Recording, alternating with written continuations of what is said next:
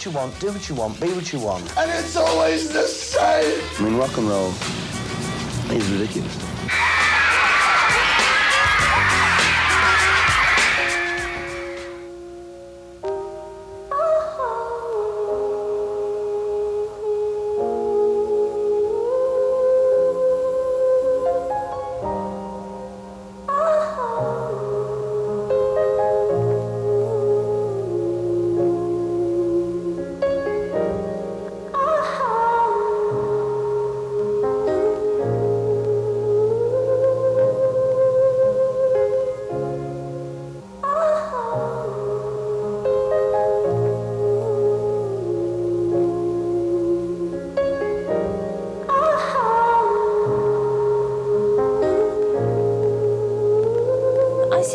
There's always preconceptions about someone who is in the public eye, and I think that's only natural, but they don't concern me. I am who I am, and people have a lot of conceptions about my image, which is something quite different from what I am.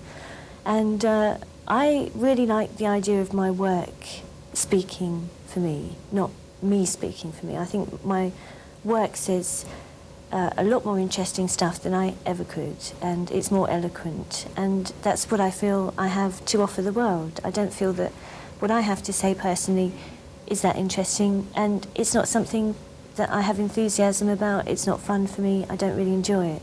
Whereas working on music and experimenting with film are things that I get so much pleasure out of, and I love working with the people that I get a chance to meet through it. It's very exciting, and it feels like it has purpose to me. So people's conceptions of what I am, in a way, that's their problem and not mine.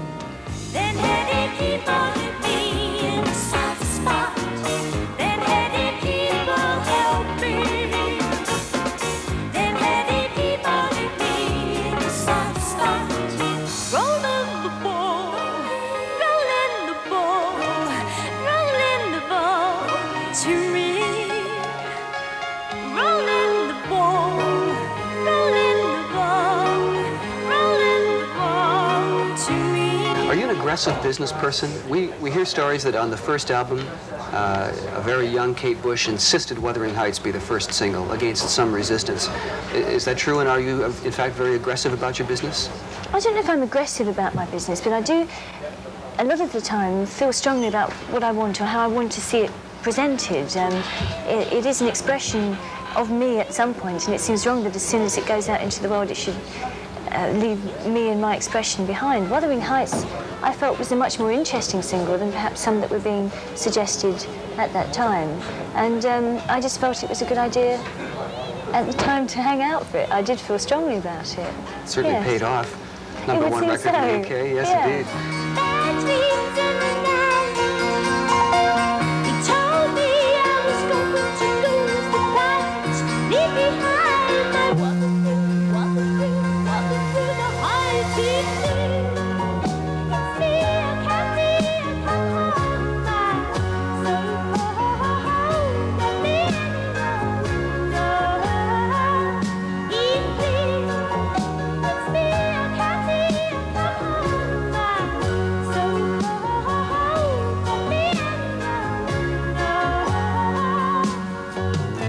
First writing, it was all my brother's music, really, because I was very young. I suppose about 11 or 12. I used to just sort of tinker around with this.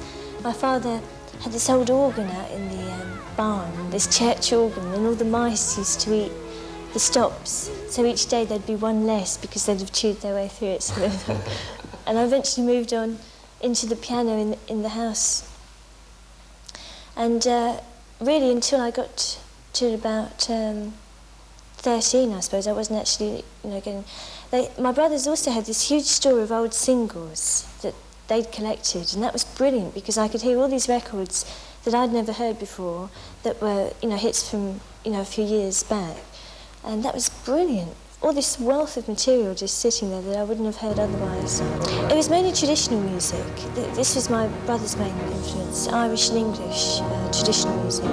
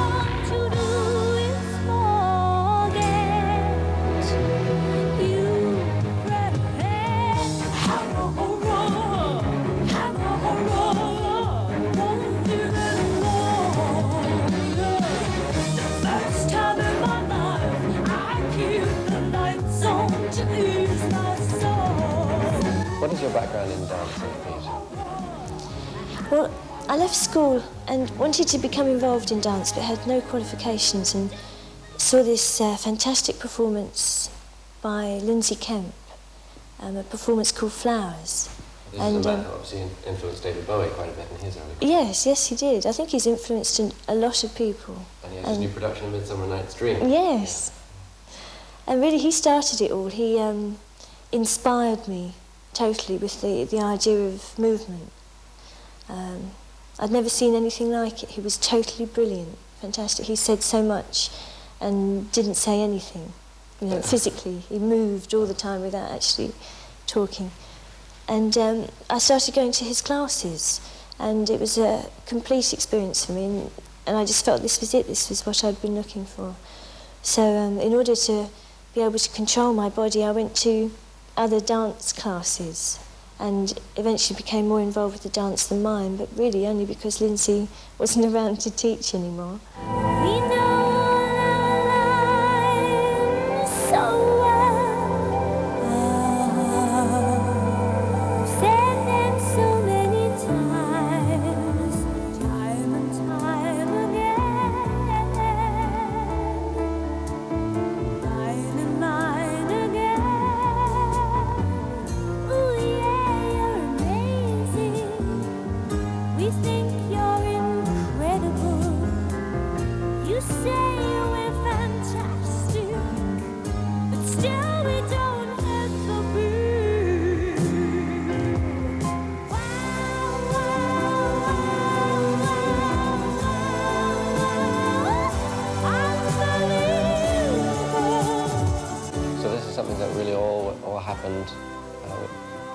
in your late teens and not something that you've been brought up on? No. I'd always liked dance. My best friend at school was a very good dancer, but right from the word go, I hated the dance teacher. She was so strict, and it just affected me. I didn't want to be involved in it. So you continue to apply yourself, I guess, quite stringently. I mean, here we are in a place where you do your dance. Are you largely self-taught now, in a way? I mean, do you pursue moves that you design for yourself and so on? No, I don't think I'm self-taught at all. I'm totally influenced by all the various teachers over the years. And although, you know, I make up moves and things for the songs, when I'm actually dancing, I'm always being taught. I'm just not good enough, really, to be without a teacher to correct me.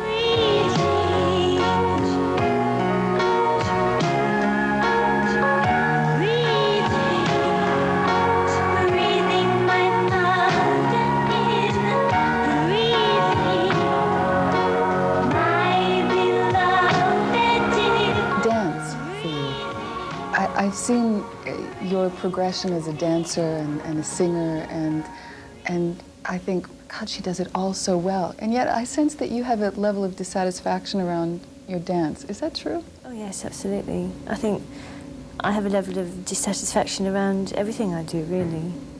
I don't think I'd want to keep doing it if I didn't. It's, in a way, it's the desire to try and actually do something that you're pleased with that keeps you motivated. Do you mean that you are never totally satisfied with your work? No, I don't think so, no. Do you approach a level of satisfaction? Yes, otherwise I don't think... well, I think I'd go crazy if there was no sense of accomplishing something. I think in a lot of ways, for me, a sense of big achievement is actually finishing any project that is started. Every time I finish an album, it's a really good feeling that it's actually been completed. It's such a relief. And how she was before the years flew by, and how she was when she was beautiful. She sang the letter on.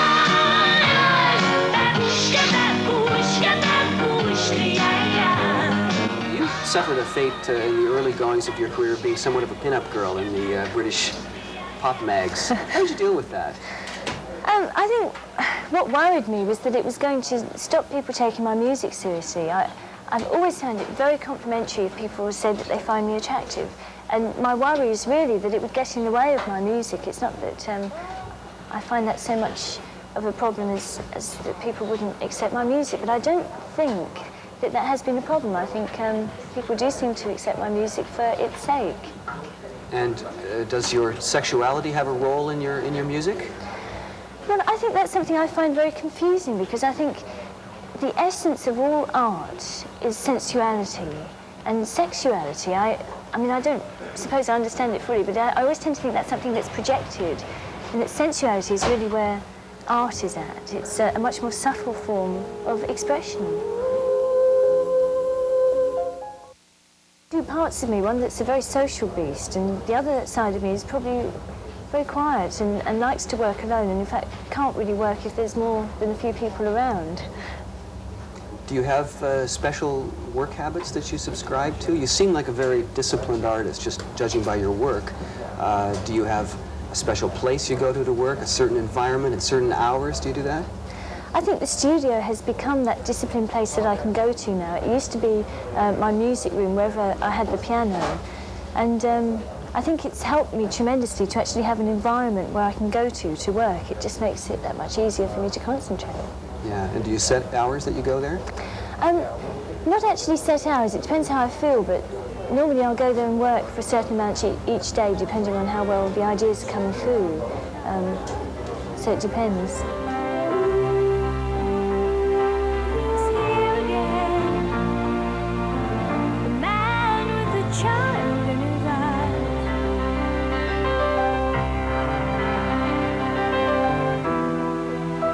He's very understanding, he's so aware of all my situation.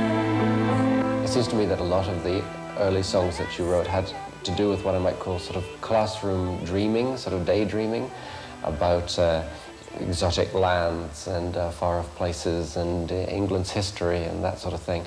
But the last album, The Dreaming, was quite a radical departure from that. Now, how do you explain that? I think it started to happen on the third album, but it was really only in a couple of tracks.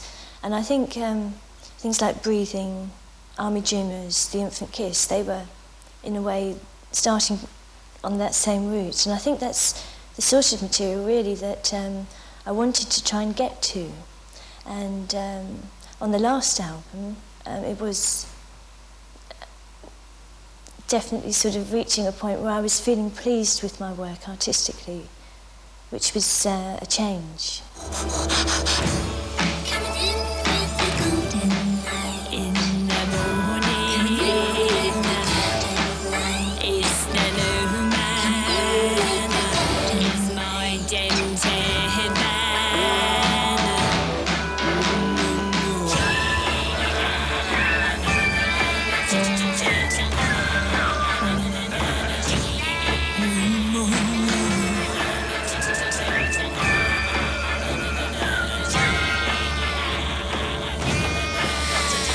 To symbolise, keep alive the territorial war.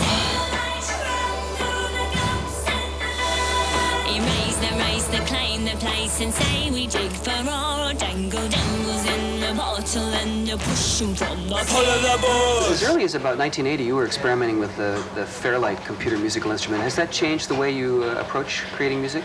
Yes, very much so. I think it was one of the best things to happen for me alongside rhythm machines. Not only does it help with the initial writing process, where I'm getting associations of the sound straight away as I start writing the song, but also from an arrangement point of view, where if I want strings or brass on a track, I can work out an arrangement on the Fairlight with that particular sample sound. And then if I want, get the real musicians in to redo it. Yeah, well, your use of it's become more and more extensive, but you were, I think, one of the first artists that I ever knew, along with perhaps Peter Gabriel, who used the Fairlight at all. I was very lucky in that I was at the studio where they decided to demonstrate the machine at a very early stage. It had only been in the country for a while, they were just setting up the company. And as soon as I saw it, I knew that I had to have one, and it was going to become a very important part of my work. Sunday my feet are each of mine. It all goes slow. I don't know why I'm crying. Am I suspended in breath? Until I'm ready for you. Until I'm ready for you. Can I have it all? We've dances that come in. You're using, I guess, this, is it called a Fairlight or an emulator? Fairlight, yes. Where you get to play people's voices on your own and strange sounds taken from, I wonder, it seems like a transmission from a NASA flight taking the 9th orbit around the Earth, and your voice made into water. And I guess you've only just started to experiment with it. You had begun really on the dreaming, but... That's right. I think really what made the big difference to me was becoming involved in the production, taking over the production. Then I had control of every area of the song. And there's no doubt that production has a big effect on a song. It can ruin a good song. It can make not a very good song really quite good. So I think from a writing point of view, the more control you have over that whole area, hopefully the more direct your expression is, it's the more how you want it to be at the end result. My excitement turns into fright. Uh-oh, uh-oh, my words fade. What am I gonna say? Mustn't give the game away. After the last album, I really wanted to do something very different, and it took me a long time to relax and find another area of music that was different from the last album. Had you found yourself under an enormous amount of pressure, the expectation perhaps of the record companies and the public and the people who write about music and so on? Yes, I think it always does put a pressure on you, but I think the main pressure is, in a way, to come up with music that's good and interesting and different from the last album. And that's the pressure, in a way, that I think I put myself under, because it's a writing situation.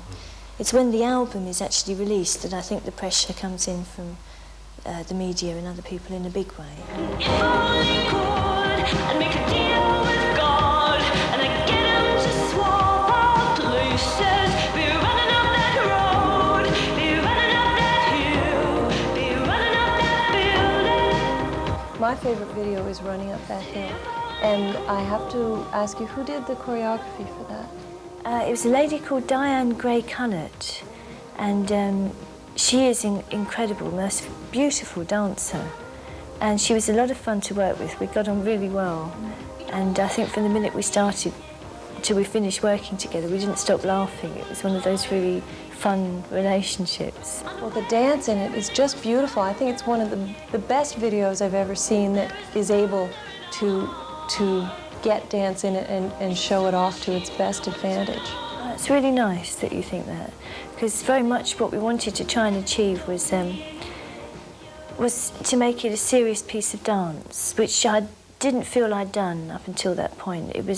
I'd played around with dance, but in a very sort of theatrical way, and in some ways it was sort of saying goodbye to that dancing side of me by doing it, you know, in a very sort of pure way. It's very much a pure dance video without any theatre or anything attached.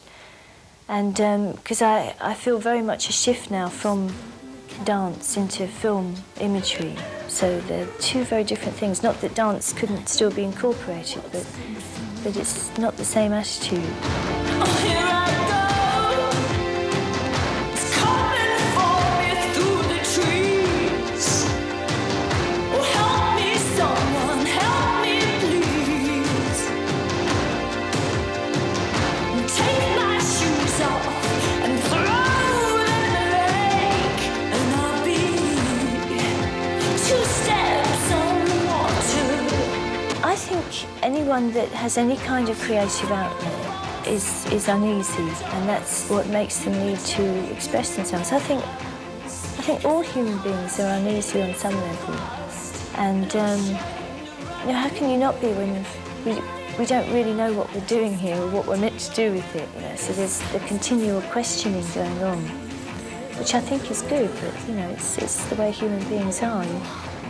There's a lot of ironies put together in life. You know, nothing is really that straightforward, is it?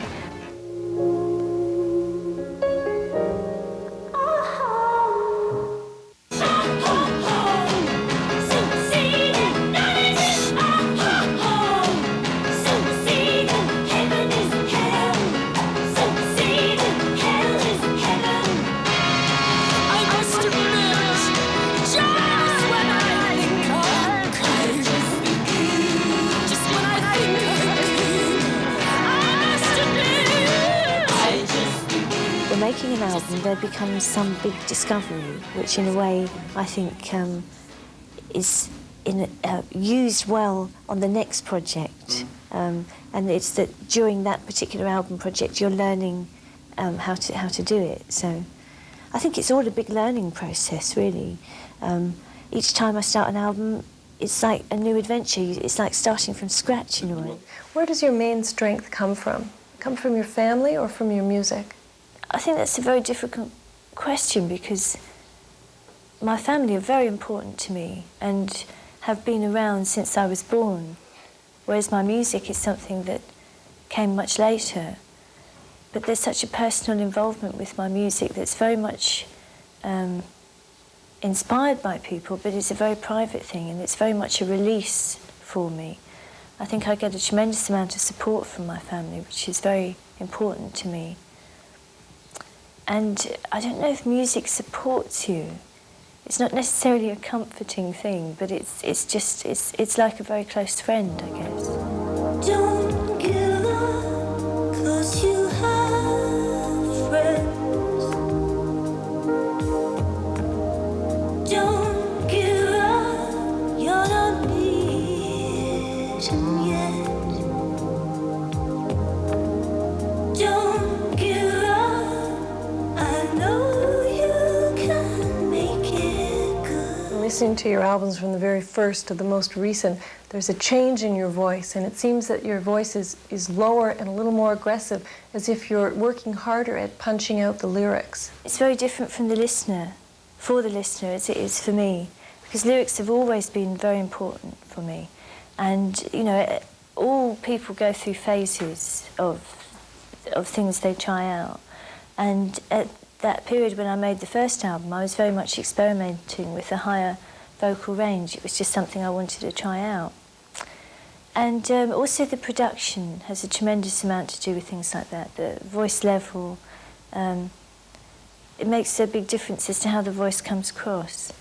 But my voice has changed a lot, and I think that is basically what I see as the difference, that as I've grown up, my voice has grown up with me, it's become stronger, and I can do things now with my voice that were not easy for me to do, you know, years ago. Has your voice lost any of its range? I can get up there if I need to, but I just prefer working in this range now. I think a lot of females go through that.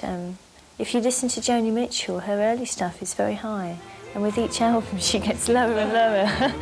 So, you know, it's just a progressive thing for people. I'm looking at the big sky. I'm looking at the big sky. No, I'm looking at the big sky. You never understood me. Never really tried. That crowd looks like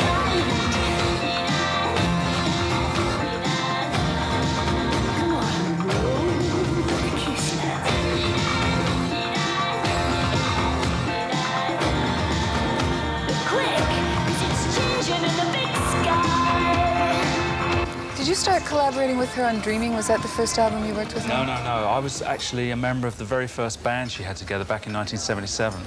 Really? Yeah, we got that band together. I was playing lots of small bands at that time, and we decided that we've got to get a new angle on this, you know. And I knew her brother Paddy, so we decided that what we'd do is we'd try and get together a pub band.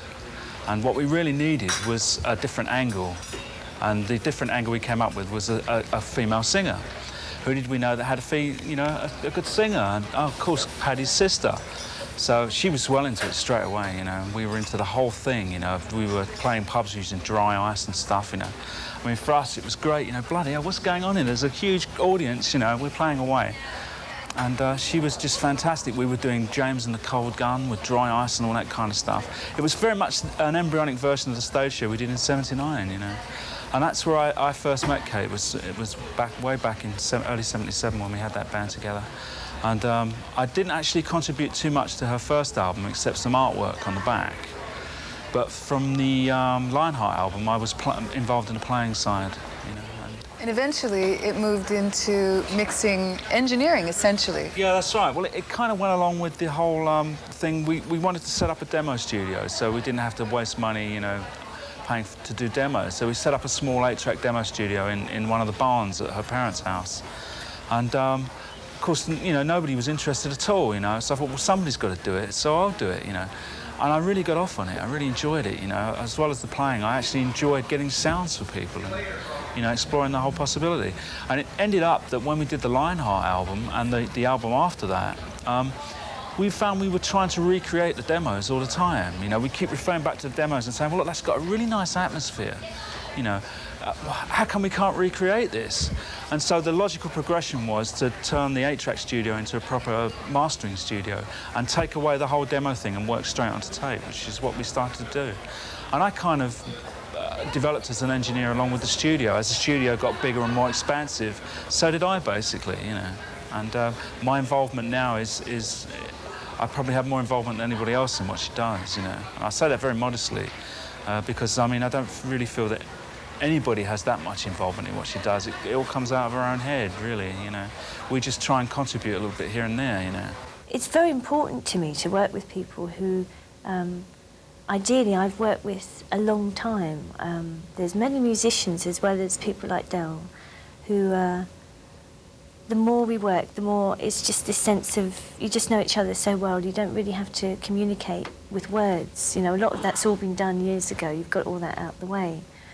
And I suppose in some ways it was particularly pleasing on this album that I was able to work with a lot of people in a much more direct way who are old friends, people like Stuart Elliott, who's been on every album now, and to actually work with them on rhythm tracks rather than bringing them in at a much later removed stage.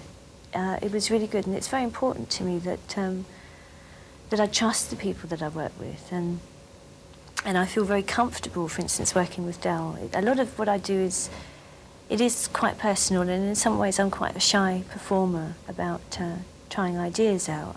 And I feel very comfortable working with Del in a way that I don't think there's not many people I would feel that way with. So it's very important to me to have that kind of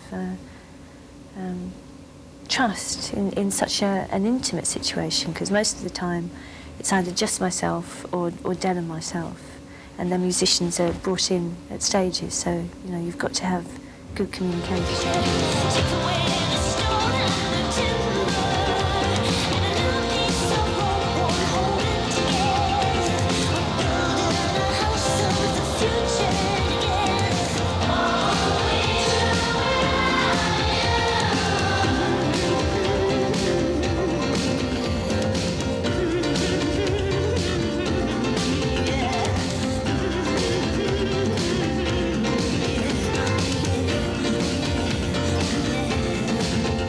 I think it was originally Dave Gilmour who introduced you to the powers that be in the record industry. Do you still maintain a friendship with him? Dave is really, he's my hero. He's fantastic. I mean, without Dave, I doubt very much if things would have taken the course as quickly as they did. I think he was very kind and brave to do what he did, because I was just a kid writing songs, really, and he was introduced to us and came and heard the songs, and from there it was him that really got me the record contract.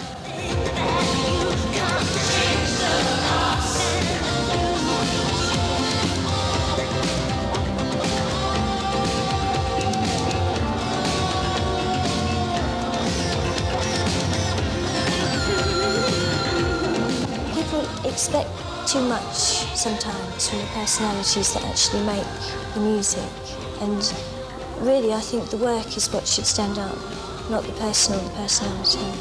The relationship to the audience is that I'm producing the best that I can at the time, and that's all I can do, and I really hope they like it. But I think it's important to change, and the person I was when I was writing the first albums is a bit different to the person who's writing these songs now. And I find